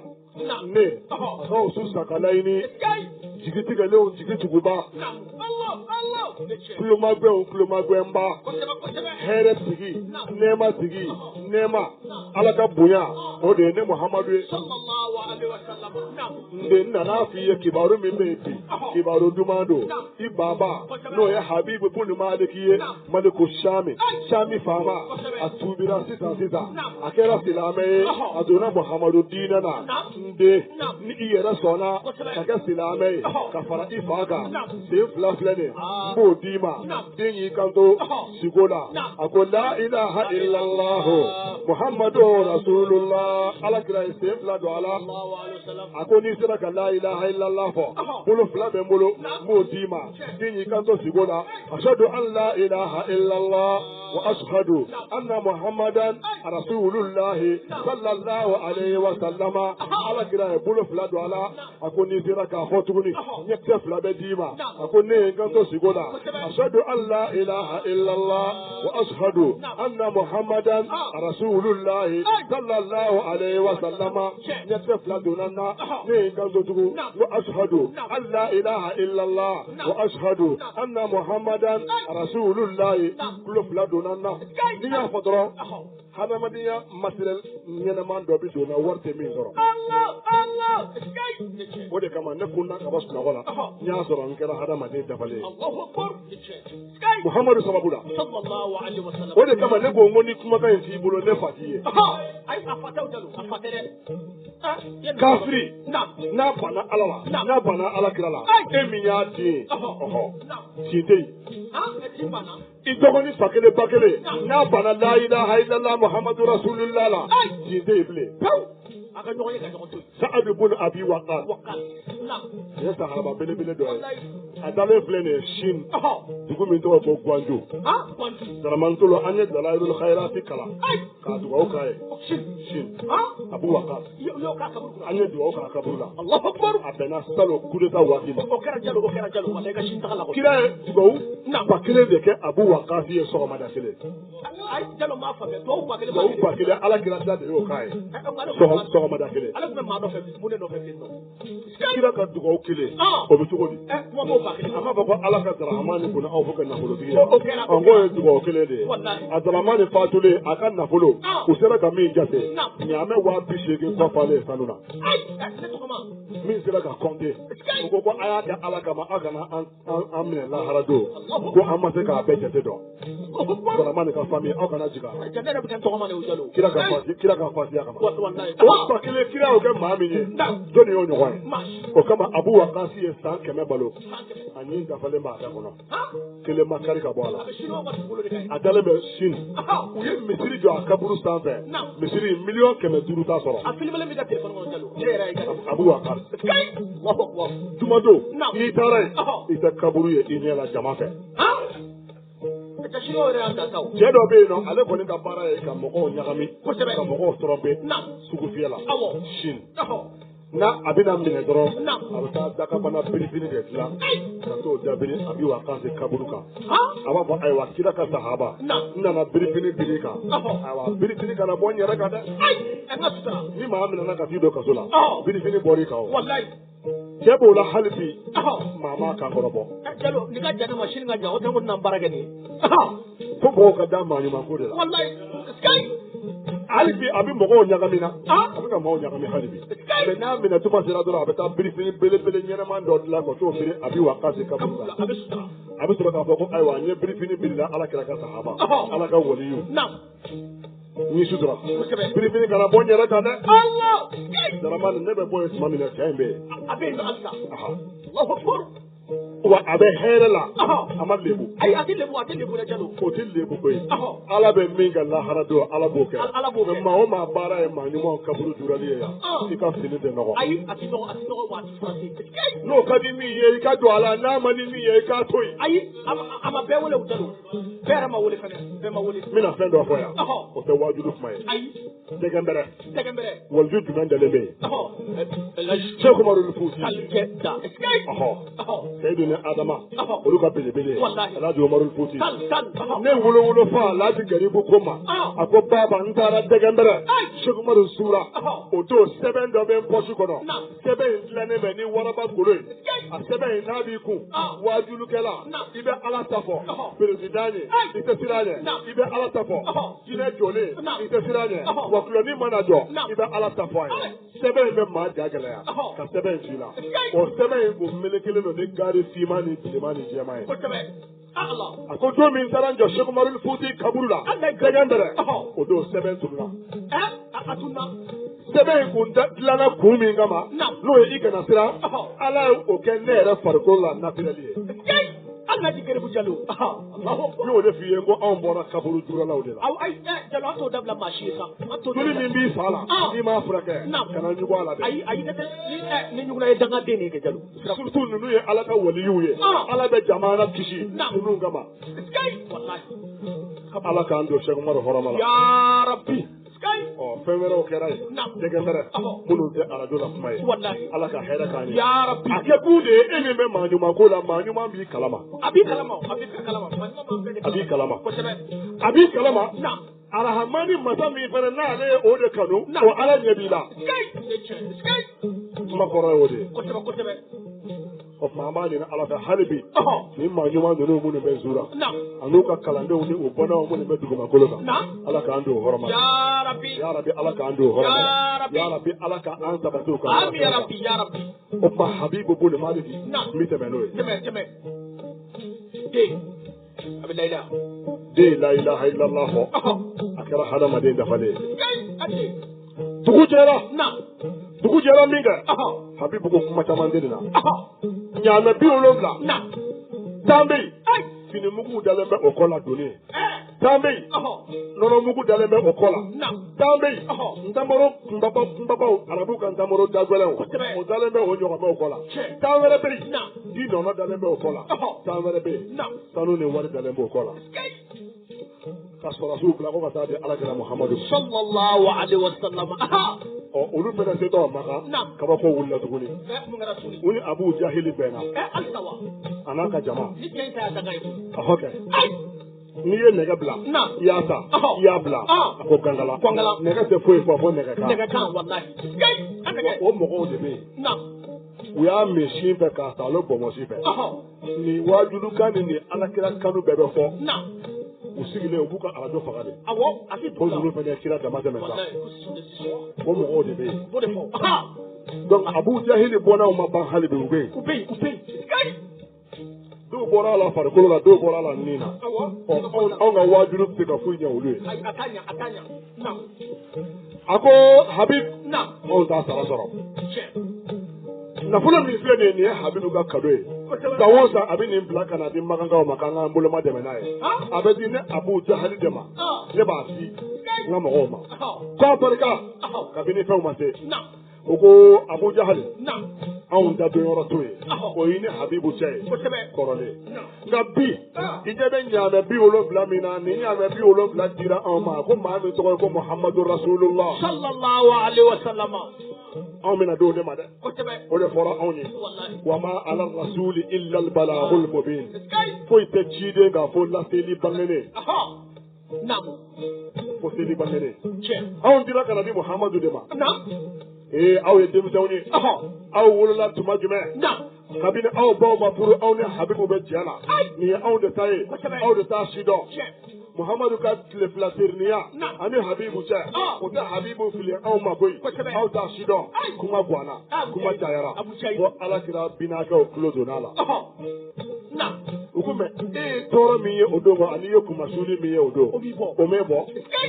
i ma fɔlɔ Muhammadu la walahi jɔnni kunnandi o kɛlɛ b'a ni Ala man di fiyewu a ko k'a sera ne Abu Jahali de ma sɔrɔsiw b'a la nkalon don Habibu ye anw bila ka na di Muhammadu de ma Alakira ye kuma mɛn a ma diya ye kira ma se wa aw cɛkɔrɔbaw de b'a la nin ta don nin ta tɛ nin ta don nin ta tɛ aw tɛ maloya Abu Jahali e fana cɛkɔrɔba i t'a to an ka ɲaamɛ wele ka na ɲaamɛ kelen k'a tigi fɔ kuma tɛ ban o la Kalifa an bisimila kuma tɛ ban o la ɲaamɛ kelen ka na k'a tigi fɔ dɔrɔn o ma fisa baliku ka ɲɔgɔn sɔsɔ sifa kayira u b'o la Abu Jahili ko baasi tɛ a yɛrɛ ye ɲɔgɔnmɛw lajɛ fɔlɔ ninnu kumatɔ d'accord Muhammadu an ka ko ye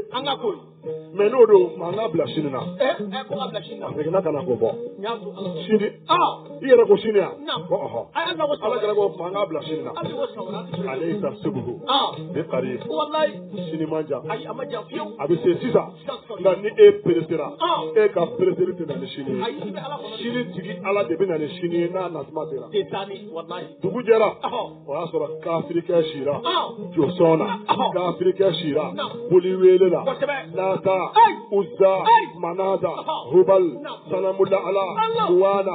A bɛ ka Ala wele wele. Ne ni Muhamadu mana ti ɲɔgɔn na. Tuma o tuma. A b'a dato na. Ne ni Muhamadu mana ti ɲɔgɔn na. Sanga o sanga. A bɛ sen na. Nin ye mun ye? Ne bɛ ka aw bato. Ne ka joli bɔ aw ye. A tɛ k'aw kɔfilɛ na. A y'a kɔfilɛ na ten sa. A ye n dɛmɛ. Nafolo min nalen filɛ. Ni ne ni Muhamadu cira ɲɔgɔn na. N'aw ye ne dɛmɛ nin na. Ne na joli caman kɛ aw kan. Dugu jɛra. Ale sɛgɛnnenba. A sera kɛnɛ kɔnɔ. Mɔgɔw ye kibaru mɛn. Ko kira ni Habibu tɛ ɲɔgɔn na zen na. Ba ni Abu Jahil de bɛ ɲɔgɔn na tugun. U tora o mankan na. U nana kɛnɛ kɔnɔ. Kɛnɛ fara pewu. Ayiwa Abu Jahali min ye kɔrɔkɛ ye k'o ka gɛrɛ. A ka kuma ɲaamaw k'a jaabi. Ale ka kɔrɔ ni Muhamadu ye. Abu Jahili wulila. A ko ya aw ɲaamɛw. A y'a kɛ Lata ni Uzza ni Manata ni Hubal kama an ka Alabaw. A k'a yɛrɛ fɔ. Habibu ma aw ci kana di ne de ma wa? Ne Abu Jahali. Amuru ibn Hisham. Maaw ma ni Lata ye o bonya kama a ye n jaabi. Aw ma ci kana di ne de ma wa? Maaw ma ni Uzza ye o bonya kama a ye n jaabi. Maaw ma ni Manata ye o bonya kama jaja kafiru tun bɛ ka u barabɔ Ala de la. U ko Muhamadu ka Ala ko a tɔgɔ bɛɛ cɛ tɔgɔw ye. Olu bɛna a musomanw dilan. Olu bɛ Ala musomanw dilan. Alahu o muso tɔgɔ o ye Manata. O ye Lata. Azizu o muso tɔgɔ o ye Uzza. Mananu o muso tɔgɔ o ye Manata. Donc boli saba min dilanna a tɔgɔ ye nin de ye u y'a kɛ ka Ala saboter n'a ye ko Ala tɔgɔ bɛɛ tɔgɔ cɛmanw ye olu ta bɛ kɛ féminin ye. Ɲaamaw bɛ sunɔgɔ la. Ɲaamaw bɛ sunɔgɔ la. U ma hali Abu Jahili lajɛ. A ye kuma daminɛ dɔrɔn u bɛɛ sunɔgɔra. Tile ganna ka gan. An balima jalolaka dɔ bɛ yen o don. I y'i kɛ cogo o cogo olu bɛ tiɲɛ jalan fɔ i ye. Ka tiɲɛ fɔ kulutigi ye. Ka nɔɔni kɛ ka ba tigɛ. Ka tiɲɛ fɔ kafetigi ye. Ka buru jalan b'i da. Jalolakaw b'o kɛ. O dɔ wulila k'i dɔn. Daramantolo. Muhamadu Rasulullah. Ko heyi i m'a ye Habib Abu Jahali. Ɲaamaw bɛ sunɔgɔ la. Depuis sɔgɔma i kelen bɛ kuma la. U t'i jaabi ko ye. I fɛnɛ k'a to Muhamadu k'a lajɛ sa. Ni tiɲɛ ma fɔ a ma ye o. Nkalon tɛ laban wa namara bɛ si a tɛ dugu jɛ. O baasi tɛ. Muhamadu wulila k'i dɔn. Belebele wulila k'i dɔn min kɛ. Ɲaamaw minnu tun bɛ sunɔgɔ la. I b'a fɔ k'u y'a fɔ ɲɔgɔn ye ko a ye wuli k'a wulila. Ɲaamɛ bɛɛ fɔra ka wuli k'i jɔ n'i ka donni ye. Lakalata ɲininaw minnu nana fali nungurunin ni sow la olu faliw kun sigilen bɛ ŋaɲa la olu sigilen bɛ bin dun na o bɛɛ fɔra ka wuli k'i dɔn ko Muhamadu wulila. Dugumakolo gilisera n'a ye nɛmɛ k'a kɛnɛ camancɛ la. A y'a tɛgɛ ɲɛsin ɲaamaw ma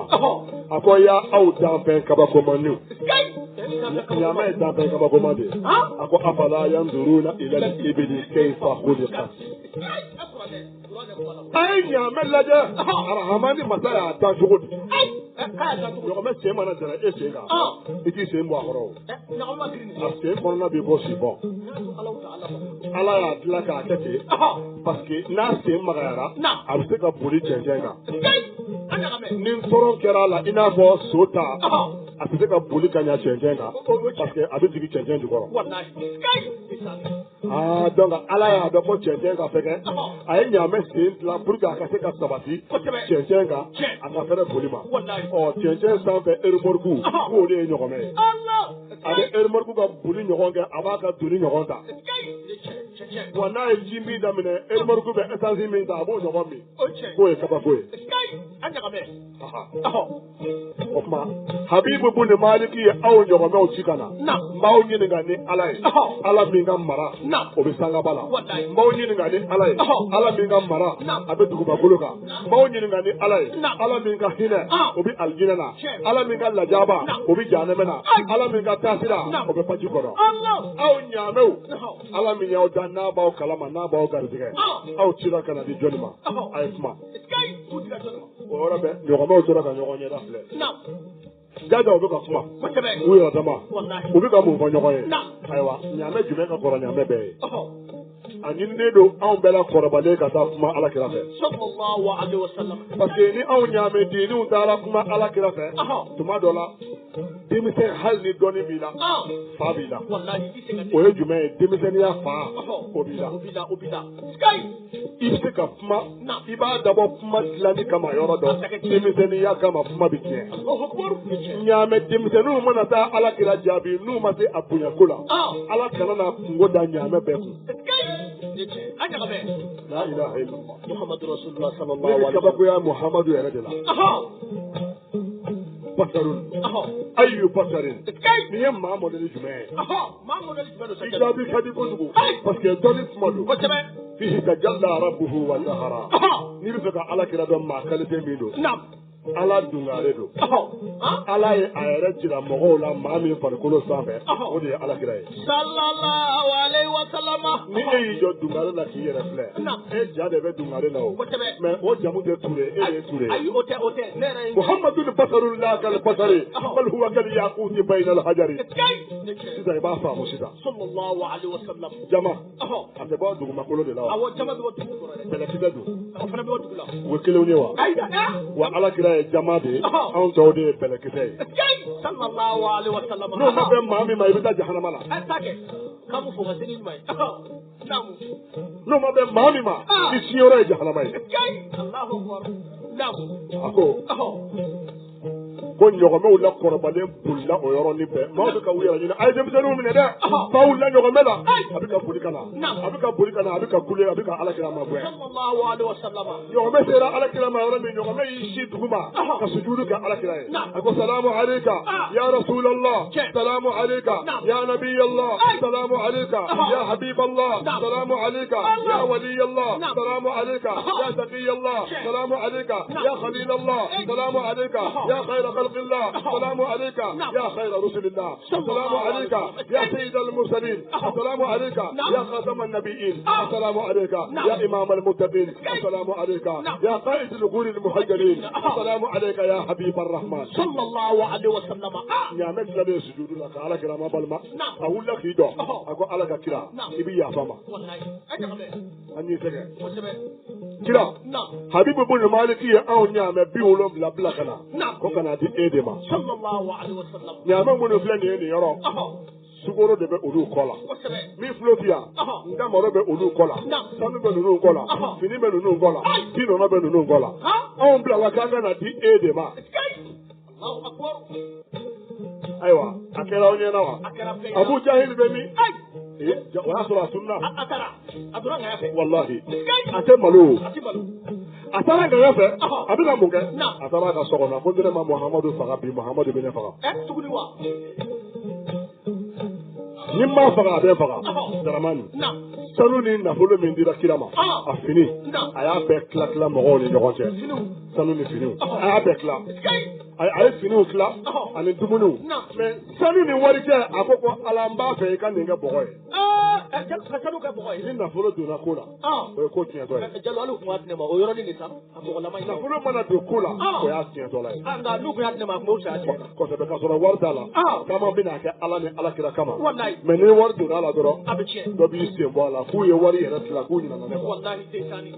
n'o donna ko la dɔrɔn wa a ye duwawu caya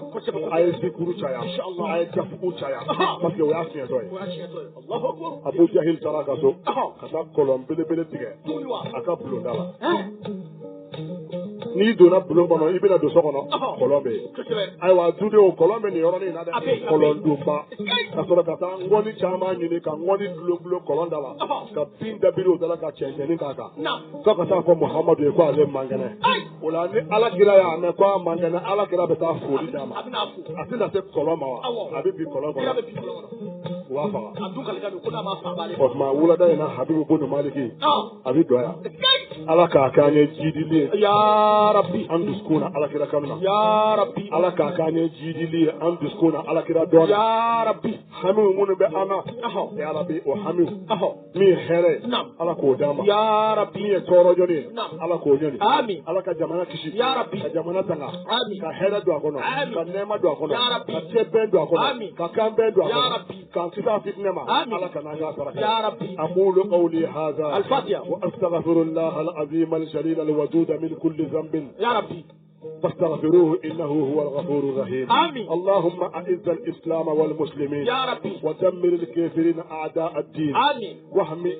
كيد الزنادقه والملحدين آمين. وخذ بايدي الجميع الى ما فيه صلاح الدنيا ودين يا ربي واخر دعوانا الحمد لله رب العالمين.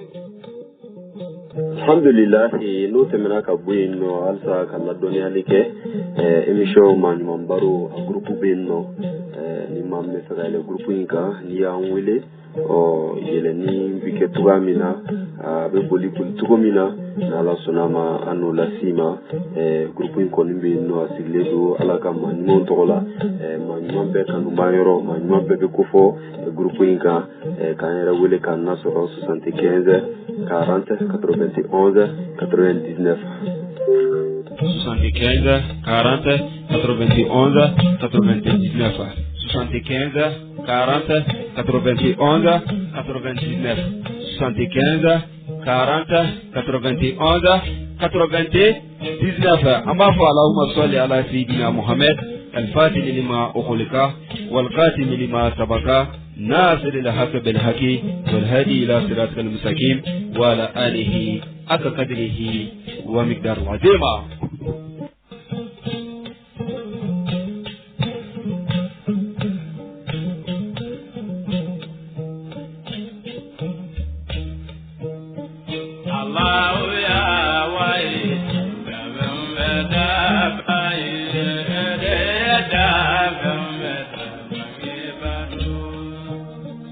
Allah ya wai do da